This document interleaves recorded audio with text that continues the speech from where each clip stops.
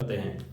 तो आज इस क्लास में हम लोग को पढ़ना है कि बहुपद का शून्यक होता क्या है, बहुपद के शून्यक को ज्ञात कैसे करेंगे, उसके बाद द्विघात बहुपद के शून्यक और उनके गुणांकों के बीच संबंध के सत्यता की जांच कैसे करेंगे, ये सब हमें सीखना है। चलिए क्लास को शुरू करते हैं। तो बहुपद का शून्यक का परिभाषा क्या होता है कि बहुपद के चर का वह मान जिसे बहुपद में रखने पर पूरा बहुपद का मान शून्य हो जाता है। ध्यान दीजिएगा, यहाँ परिभाषा लिख भी दिए हैं कि बहुपद के चर का वह मान जिसे बहुपद में रखने पर पूरा बहुपद शून्य हो जाता है, उस मान को बहुपद का शून्यक कहते हैं। एक एग्जाम्पल के द्वारा हम लोग समझेंगे कि मान लीजिए कि एक बहुपद है, एग्जाम्पल देते हैं, यहाँ कोई भी एक बहुपद सिंपल सा ही लेकर दिखाते हैं आपको कि x + 5 = 0 यह एक बहुपद है। ठीक है, x + 5 एक बहुपद है। अगर बराबर में 0 दे दिया जाएगा तो एक समीकरण बन जाएगा यह। ठीक है, अगर LHS और RHS दोनों पक्ष होता है तो वह एक समीकरण होता है। यहाँ बहुपद के लिए केवल x + 5 यह एक बहुपद है और हमें इसका शून्यक ज्ञात करना हो। ठीक है, इसका अगर हम शून्यक ज्ञात करना है तो हम लोग करेंगे क्या, शून्यक ज्ञात करने के लिए ध्यान देना है। बहुत ही आसान चीज है कि शून्यक ज्ञात करने के लिए हम जिस बहुपद का शून्यक ज्ञात करना है उसके बराबर में हम शून्य लगाकर ज्ञात करते हैं। यहाँ करेंगे क्या कि x + 5 और इसके बराबर में शून्य लगा देंगे। अब इस चर का मान ज्ञात कर देंगे। चर के मान को ही हम जो है शून्य कहेंगे। तो इस चर का मान ज्ञात करने के लिए चर को अकेला रखेंगे, x को अकेला रखेंगे, +5 को इधर लाएंगे, +5 इधर आएगा तो -5 हो गया। अब इस चर का मान हो गया है -5, इसलिए हमारा जो यह बहुपद है, अभीष्ट का मतलब होता है कि जो प्रश्न में जो बहुपद दिया है वह बहुपद। अभीष्ट बहुपद का मतलब कि जो प्रश्न में बहुपद दिया है वह बहुपद। अभीष्ट बहुपद का शून्यक क्या हो गया, तो अभीष्ट बहुपद का शून्यक -5 हो गया। अब आप इसके शून्यक है कि नहीं है यह इसको जांचने के लिए हम क्या करेंगे कि इस चर के मान को इस बहुपद में रखेंगे। देखिए परिभाषा है कि बहुपद के चर का वह मान जिसे बहुपद में रखने पर पूरा बहुपद शून्य हो जाता है, उस मान को बहुपद का शून्यक कहते हैं।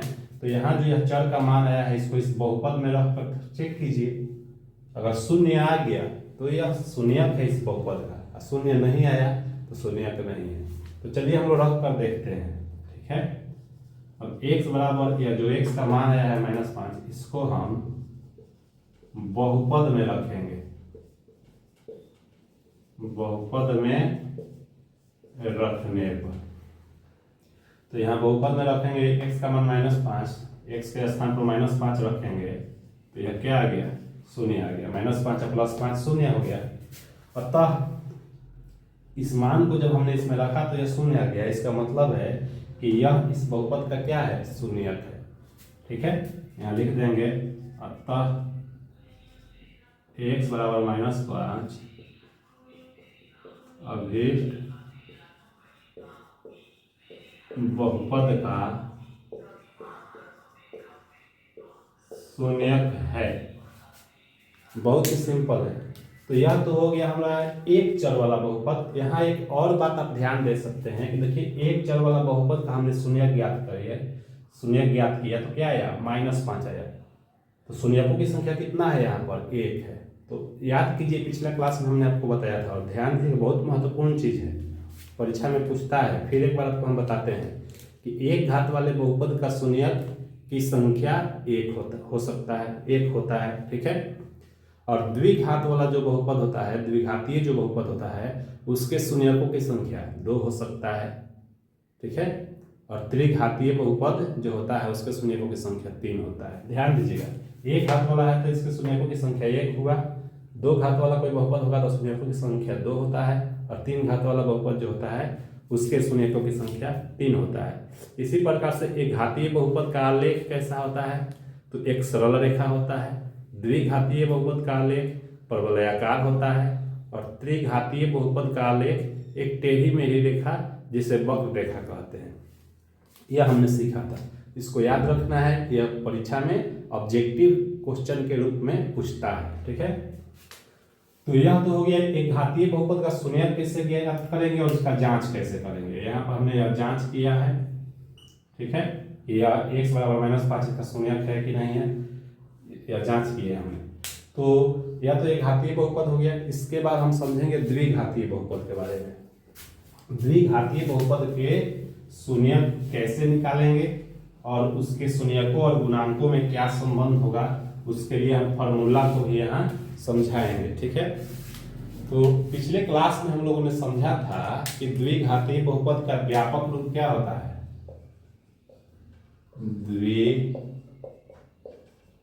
द्विघातीय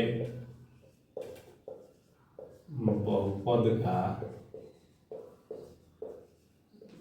व्यापक रूप ax² plus bx plus c होता है। जैसे एग्जाम्पल हम आपको एक दे दें कि 2x² माइनस 8x प्लस 6। यहाँ पर देख सकते हैं कि ax² plus bx plus c यह जो है द्विघातीय बहुपद का एक व्यापक रूप है, जहाँ a b c वास्तविक संख्या होता है और यहाँ पर जो a है यह x² का गुणांक है a, और यह b है यह x का गुणांक है और c अचर पद होता है। तो यहाँ भी देख सकते हैं कि a के स्थान पर 2 है, b के स्थान पर -8 है और c के स्थान पर 6 है। तो 2 8 6 क्या है, वास्तविक संख्या है। जिस प्रकार से a b c वास्तविक संख्या है, उसी प्रकार से 2 8 और 6 वास्तविक संख्या है। तथा यहाँ a का मान क्या है, तो देखिए x² का गुणांक a होता है, यहाँ x² का गुणांक क्या है, 2 है, तो a का मान 2 है। x का गुणांक b होता है, यहाँ x का गुणांक क्या है, -8 है, अतः b का मान -8 है। और c अचर पद होता है और इसमें अचर पद 6 है, इसका मतलब c का मान 6 है। ठीक है, तो यहाँ पर उसको हम लिख सकते हैं a का मान 2 है, b का मान -8 है तथा c का मान 6 है। अब देखिए इसका शून्यक ज्ञात करने के लिए, यह जो बहुपद है इसका शून्यक ज्ञात करने के लिए क्या करेंगे, बहुपद के शून्यक के लिए अभी हमने आपको समझाया कि शून्यक के लिए हम लोग करते क्या हैं कि जिस बहुपद का हमें शून्यक निकालना है, इस बहुपद का शून्यक निकालना है तो उसके बराबर में हम शून्य दे देंगे। अब इसका हम गुणनखंड ज्ञात करेंगे। अब यहाँ तीनों में 2 कॉमन है तो 2 कॉमन ले सकते हैं आप। ठीक है, यहाँ पर बच जाएगा x², यहाँ 2 कॉमन लेते हैं 4x बचा और यहाँ 3 बच गया बराबर 0। इस 2 को उधर भेज देते हैं, इधर बच गया x² माइनस 4x प्लस 3। कोष्ठ का मतलब गुना होता है, तो 2 गुना में इधर आएगा तो 0 के बाटा में 2 हो जाएगा, इधर गुना में है इधर आएगा तो बाटा में, तो 0 के बाटा में 2, इसका मतलब क्या हो गया, 0 हो गया। अब देखिए इसका गुणनखंड निकालने के लिए हम लोग करते क्या है, क्योंकि द्विघात बहुपद का गुणनखंड है तो इस x² और यह अचर पद को हम ऐसे ही लिखते हैं। ठीक है, ये बीच वाला पद को तोड़ना होता है, तो x² प्लस 3 में गुना करेंगे तो ये प्लस 3x² होगा। तो यह बीच वाला पद को यहाँ इस प्रकार से लिखेंगे कि गुना करने के बाद अब कितना आ जाए, तो -4x को हम क्या कर सकते हैं, -x और -3x लिख सकते हैं। देखिए इसका क्रिया करेंगे तो -4x हो जाएगा, और गुना करके चेक कीजिए, माइनस माइनस गुना करेंगे प्लस, और 1 यहाँ कुछ नहीं है तो 1 है, 1 में 3 से गुना 3 और x में 1 से गुना x²। तो यहाँ तोड़ने के लिए नियम होता है, हमने आपको गुणनखंड वाला एक वीडियो भी बनाया है, उसको आप देख सकते हैं मेरे चैनल। तो यहाँ पर जो है अब दोनों में 2 का जोड़ा लगाकर हम कॉमन लेते हैं, या 2 का जोड़ा लगाकर इन दोनों में कॉमन क्या है, x कॉमन है, तो यहाँ पर बच गया x माइनस x कॉमन हो गया है, तो यहाँ पर क्या बचा, 1 बच गया। ठीक है, इसी प्रकार इन दोनों में कॉमन क्या है, तो -3 कॉमन है, तो -3 कॉमन ले लेंगे, तो यहाँ पर क्या बच गया, x बच गया, और यहाँ प्लस के स्थान पर माइनस बचा, चूंकि यहाँ -3 कॉमन लिया गया तो माइनस माइनस प्लस होगा। अब 3 कॉमन हो गया है तो यहाँ क्या बच गया, तो 1 बच गया। अब ध्यान देने वाली चीज है कि जब भी हम गुणनखंड बनाते हैं तो यहाँ कोष्ठ में एक जैसा ही आना चाहिए। ठीक है, अब देखिए अब यहाँ दोनों एक समान है, दोनों जगह x-1 है तो x-1 को हम कॉमन ले लेंगे। एक्स माइनस वन कॉमन लेंगे तो यहाँ क्या बच जाएगा, एक्स बचेगा, और यहाँ क्या बचेगा, 3 बचेगा, बराबर 0। अब क्या करेंगे, एक बार x माइनस एक को एक बार इधर रखेंगे, x माइनस 3 को उधर ले जाएंगे। ध्यान दीजिएगा, यहाँ पर जैसे 2 यहाँ गुना था तो इधर आया तो 0 के बाटा में हो गया, तो 0 के बाटा में कुछ भी आए तो वह क्या हो जाएगा, 0। इसी प्रकार से जब हम x माइनस 1 को जब यहाँ रखेंगे और x माइनस 3 यहाँ इसको इधर भेजेंगे तो यह भी गुना में है, इधर आएगा तो 0 के बाटा में होगा, 0 के बाटा में कुछ भी जाएगा तो वह 0 हो गया, इसलिए x का मान क्या हो गया, 1 हो गया। ठीक है, एक बार हम क्या करेंगे कि एक बार हमने x माइनस 1 को यहाँ रखे हैं, अब एक बार x माइनस 3 को यहाँ रखेंगे और x माइनस 1 को उधर भेजेंगे, तो x माइनस 1 भी गुना में है, इधर आएगा तो 0 के बाटा में 0 हो जाएगा, इसलिए x बराबर क्या हो गया, 3 हो गया। तो x का मान 2 तो निकल गया, क्योंकि यह द्विघात बहुपद है तो यह 2 तो शून्यक निकल गया, त्रिघात रहेगा तो 3 को शून्यक होगा। तो अतः हमारा अभीष्ट द्विघात बहुपद का शून्यक क्या हो गया, तो 1 और 3 हो गया, 1 और 3। ठीक है, इस तरह हमने शून्यक ज्ञात कर लिए। अब चाहो तो इस शून्यक को आप जांच सकते हैं कि शून्यक है कि नहीं है। आप ये जो शून्यक आया है इसको इस बहुपद में रखेंगे, अगर वह 0 आ गया तो शून्यक है, परिभाषा भी वही कह रहा है। तो चलिए एक बार जांच करके हम आपको यहाँ समझा देते हैं। यहाँ जांच करेंगे, 1 को हम इसमें रखेंगे, ठीक है, x बराबर 1 को हम बहुपद में रखेंगे, रखने पर तो इस यहाँ बहुपद दिया है, यहाँ पर रखिए 2, x का मान 1 है तो यहाँ 1 रखेंगे तो यह 1 का स्क्वायर हो जाएगा -8, और x का मान यहाँ 1 है तो 1 रखेंगे +6। अब देख सकते हैं 1 का स्क्वायर 1 होता है, 1 में जब 2 से गुना होगा तो यह 2 हो गया, 8 में 1 से गुना होगा तो यह 8 हो गया प्लस 6 हो गया। अब देखिए 6 2 8 और -8, ठीक है। अब 8 में से 8 घटेगा तो 0। तो देखिए x का मान 1 जब हमने बहुपद में रखा तो बहुपद का मान 0 हो गया, इसका मतलब है कि x बराबर 1 इस बहुपद का शून्यक है। ठीक है, इसी प्रकार से आप जान सकते हैं इस 3 को रख करके, अगर 0 आएगा तो शून्यक हो जाएगा। तो यह तो हो गया, हम लोग शून्यक कैसे ज्ञात करेंगे, इसे हम जो है यह जांचना, ठीक है, इसे मिटाते हैं। अब इसकी सहायता से जो है एक बहुत ही महत्वपूर्ण फार्मूला आपको समझ में आने वाली है, ध्यान दीजिएगा। तो ये शून्यक हमने ज्ञात कर लिया 1 3, और यहाँ एक गुणांक, इस बहुपद का गुणांक हमने यहाँ ज्ञात कर लिया है। ठीक है, x² का गुणांक 2 है, यह a का मान होता है, x गुणांक -8 है तो यह b का मान है, और c अचर पद है तो c का मान 6 हो गया। ठीक है, तो यहाँ तो गुणांक हमने लिख दिया और यहाँ शून्यक निकल गया। तो देखिए शून्यक और गुणांक की सहायता से कुछ महत्वपूर्ण फार्मूला आप यहाँ सीखेंगे, ध्यान दीजिएगा।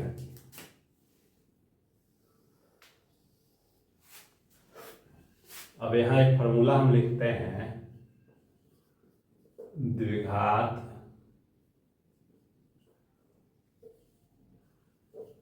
बहुपद के शून्यकों और गुणांकों के बीच संबंध। ध्यान दीजिएगा, द्विघात बहुपद कौन सा द्विघात बहुपद, यह ax² + bx + c। इस द्विघात बहुपद के जो है शून्यकों और गुणांकों के बीच का संबंध क्या होगा। ठीक है, ध्यान दीजिएगा, पहला जो है, ठीक है, 1 नंबर संबंध यहाँ लिख देते हैं, 1 नंबर शून्यकों का योग। ध्यान दीजिएगा, शून्यकों का योग, शून्यक हमारा क्या निकला है, 1 और 3 निकला है। तो 1 और 3 को हम जोड़ेंगे तो क्या हो जाएगा, 1 और 3 को जोड़ेंगे तो 3 हो गया। ठीक है, अब यह जो 3 है, 1 और 3 को जोड़ेंगे तो 4 हो जाएगा, सॉरी, 1 और 3 को जोड़ेंगे तो 4 हो गया। अब यदि हम शून्यक जो है मान लेते हैं कि द्विघात बहुपद का शून्यक अल्फा बीटा है, ठीक है, तो इसको हम ऐसे भी लिख सकते हैं, या alpha plus beta equal to, और ध्यान देने वाली बात है कि ये जो 4 है इसको हम क्या लिख सकते हैं, यहाँ पर या लिख सकते हैं -b/a। ध्यान दीजिएगा, यहाँ b का मान क्या है, 8 है, ध्यान से समझिएगा, b का मान 8 है और a का मान क्या है, a का मान 2 है, तो a की जगह 2 रखेंगे और इसको जब काटेंगे तो क्या आ गया, -4 आ गया, ठीक है।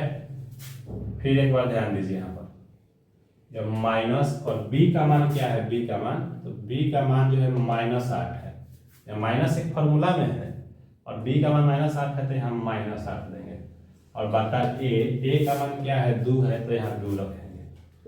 अब देखिए माइनस माइनस ये प्लस हो गया और 8/2, और 2 से 8 कट गया 4। देखिए तो alpha plus beta minus b/a हो गया, और इस पर हमने यहाँ क्रिया किया तो क्या आ गया, 4, और यहाँ भी क्या है, 4 है। तो एक फार्मूला, बहुत महत्वपूर्ण फार्मूला आ गया कि द्विघात बहुपद के शून्यकों का योग का फार्मूला क्या होता है, -b/a होता है, ठीक है। और शून्यकों का गुणनफल क्या हो जाएगा, शून्यकों का गुणनफल, शून्यकों का गुणनफल क्या हो गया था, गुणन शून्य क्या आया है, 1 और 3 आया है, तो 1 और 3 का गुना करेंगे तो क्या होगा, 3 होगा। इसलिए यहाँ शून्यक यदि अल्फा और बीटा हो द्विघात बहुपद का, इसको हम अल्फा मान लेते हैं, इसको बीटा मान लेते हैं, एगो को, एक शून्य को अल्फा और एक शून्य को बीटा, तो alpha into beta equal to क्या हो जाएगा, यह 3। और ध्यान देना, अल्फा इंटू बीटा, इस 3 आया है, इस 3 के मतलब हम ये भी लिख सकते हैं c/a। कैसे, ध्यान दीजिएगा, c का मान यहाँ क्या है, c का मान 6 है और a का मान 2 है, तो c के जगह जब हम 6 रखेंगे और a के जगह 2 रखेंगे तो 2 से 6 कट गया, क्या हो गया, 3। बहुत ही सिंपल है। तो यहाँ इस क्वेश्चन से ही आप समझ सकते हैं ये दोनों फार्मूला को, ठीक है। तो यहाँ 2 फार्मूला निकला, एक शून्यकों का योग -b/a और शून्यकों का गुणनफल c/a। इन दोनों फार्मूला को आप याद रखिएगा, या शून्यकों का योग है अल्फा प्लस बीटा -b/a, शून्यकों का गुणनफल c/a, दोनों फार्मूला को याद रखेंगे। अब यहाँ एक और चीज समझना है, ध्यान दीजिएगा कि यदि जो है द्विघात बहुपद दिया है तो हमने शून्यक को ज्ञात कर लिया, द्विघात बहुपद दिया है तो शून्यक ज्ञात कर लिया। अभी इसका उल्टा, अगर शून्यक दिया हो तो द्विघात बहुपद कैसे ज्ञात होगा, तो ध्यान दीजिए, उसका फॉर्मूला हम यहाँ पर लिखते हैं, वीडियो को पुश करके आप इसे उतार सकते हैं, ठीक है।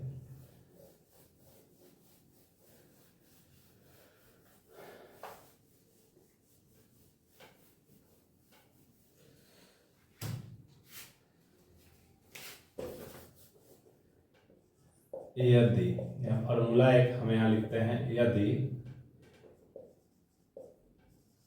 द्विघात बहुपद ax² plus bx plus c का शून्यक अल्फा तथा बीटा हो तो, 1 नंबर ये फॉर्मूला है, द्विघात बहुपद क्या हो जाएगा, तो द्विघात बहुपद हो जाएगा x² माइनस अल्फा जोड़ beta into x plus alpha into beta. ध्यान दीजिएगा, अगर शून्यक हमारा यह पता है तो द्विघात बहुपद क्या हो जाएगा, तो यह हो जाएगा, ठीक है। और यही जो फार्मूला हमने आपको ज्ञात यहाँ पर करके दिखाया है, एग्जाम्पल क्वेश्चन के हिसाब से हमने यहाँ निकाला, ताकि आपको अच्छा से समझ में आ जाए। इस फार्मूला को हम यहाँ लिख देते हैं, ठीक है। और द्विघात बहुपद के शून्यकों का योग, शून्यकों का योग क्या होगा, शून्यकों का योग, जिसको ठीक है -b/a, या आप इसको ऐसे भी लिख सकते हैं, शून्यकों को, शून्यक चूंकि अल्फा बीटा माना गया है तो alpha plus beta equal to minus b/a।